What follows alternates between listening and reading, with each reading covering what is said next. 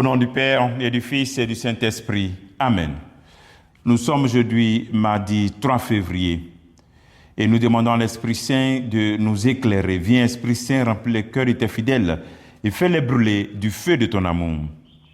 L'évangile est de Marc, chapitre 5, versets 21 à 43. En ce temps-là, Jésus regagna en barque l'autre rive et une grande foule s'assembla autour de lui. Il était au bord de la mer. Arrive un homme un des chefs de synagogue nommé Jaïr. Voyant Jésus, il tombe à ses pieds. Il le supplie instamment. Ma fille, encore si jeune, est à la dernière extrémité. Viens lui imposer les mains pour qu'elle soit sauvée et qu'elle vive. Jésus partit avec lui. Et la foule qui le suivait était si nombreuse qu'elle l'écrasait. Or, une femme qui avait des pertes de sang depuis 12 ans, elle avait beaucoup souffert du traitement de nombreux médecins et elle avait dépensé tous ses biens sans avoir la moindre amélioration. Au contraire, son état avait plutôt empiré. Cette femme donc, ayant appris ce qu'on disait de Jésus, vint par derrière dans la foule et toucha son vêtement. Elle se disait en effet, si je parviens à toucher son vêtement, seulement son vêtement, je serai sauvée.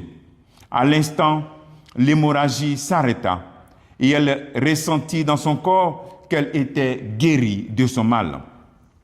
Aussitôt, Jésus se rendit compte qu'une force était sortie de lui. Il se retourna dans la foule et il demandait « Qui a touché mes vêtements ?» Ses disciples lui répondirent « Tu vois bien la foule qui t'écrase et tu demandes qui m'a touché. » Mais lui regardait tout autour pour voir celle qui avait fait cela.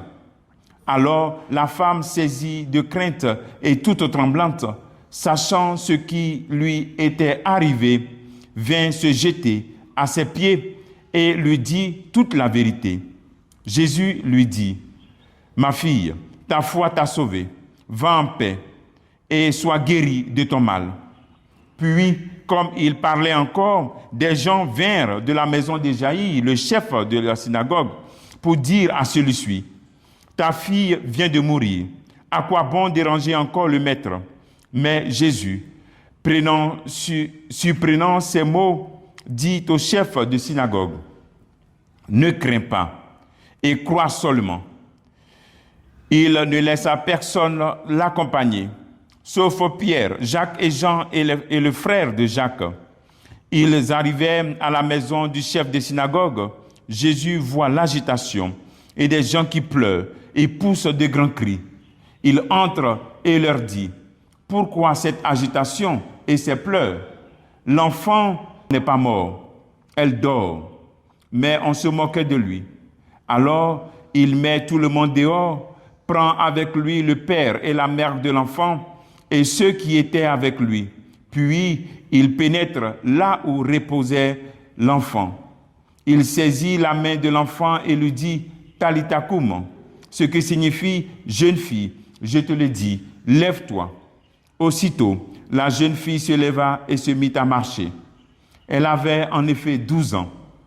Ils furent frappés d'une grande stupeur et Jésus leur ordonna fermement de ne le faire savoir à personne.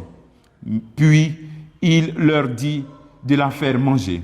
Acclamons la parole de Dieu. Louange à toi, Seigneur Jésus. Voici les merveilles du Christ dans la vie de deux femmes.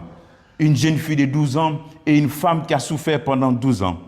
Deux appels fondamentaux pour notre vie. Arrêtez de dépenser vos biens pour les choses qui ne vous nourrissent pas et qui vous éloignent de Dieu. Cette femme a dépensé ses biens sans avoir la moindre amélioration. L'évangile dit que son état s'est empiré. Arrêtez de dépenser vos biens pour les choses qui ne sont pas du Christ. Aujourd'hui, sur les réseaux sociaux, on voit toutes sortes de choses.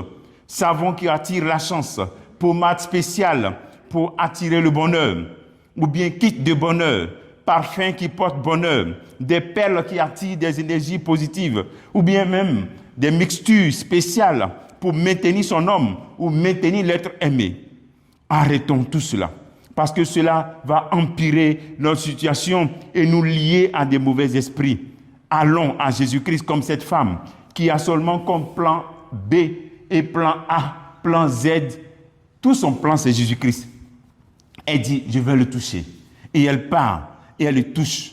Va vers Jésus-Christ et touche-le.